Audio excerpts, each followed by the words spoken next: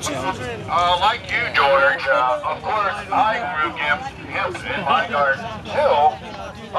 But of course, I didn't know. Now he is not my friend. I must have been thinking about something else. He's not going to sign the Has medical. anybody seen my cigar? That's what he said on my news. He said that too many people end up in the emergency room because of pot. Got some bamboos, all right? Okay, they end up in the emergency room, yeah. I don't know. I don't know what's going to become of my legend and my image in the future. But I'm sure to lead to Because something. THC is fat soluble. Yeah. This is a fat fucking Something country. like, The yeah, more fat something you have, like the more THC you positive step in our drug policy. You know, Betsy, one of these days there's going to be a young, intelligent, vibrant president who will be progressive enough to change our drug policy in the United States.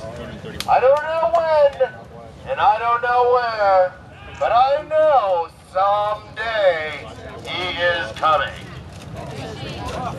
What is this thing we got here? Oh my God!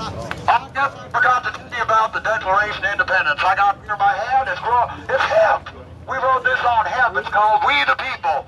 You know, it lasted 235 years. I think it's down the street. They got it locked up in some vault. I think it's called the Archives, National Archives. But we brought a copy here today to show you. You know, hemp not only makes medicine that helps me with my teeth, but you can make paper, fabric, petrol fuel. Hemp can save the planet. And some of our soldiers, like Jack Herrera, he thought he was the Emperor of France. No, he was the Emperor of Hemp or something like that. God bless his soul, he passed on. And then there was Bob Brandel. He had some eyeglass problems, you know, like what's his name, Benjamin Franklin. He made the eyeglasses. And now I guess Benedict Arnold's trying to take power of this newfangled apparatus I'm talking to. But I guess we got to give the greedy guy a couple of minutes here. And here's Benedict Greed Arnold. You know, he sold us out to King George and burned the White House again. Benedict Arnold, say a couple of things. Well, we did write the Declaration of Independence, but when we wrote it, that all men were created, we didn't include everybody. We just wanted it for the elite and wealthy only. What do you mean? What about the slaves? No! What about the Indians? No, the savages! What about the Spanish? Murderers! What about the Mexicans? Murder What them! about the Chinks? Get rid of them all! But the Chinese are so popular now. Yes, get rid of them. What about Made in America? Made in America? What's that? You make all your stuff in China now, don't you, Benedict? Yes. I heard that. Expanded slavery and economic injustice. I heard they grow a lot of hemp in China. Is that true? Yes, they do. Why can't we grow it in America? More for us. Greed! Greed! Let's say greed in the greedy game. But we have all the lobbyists in control in Washington.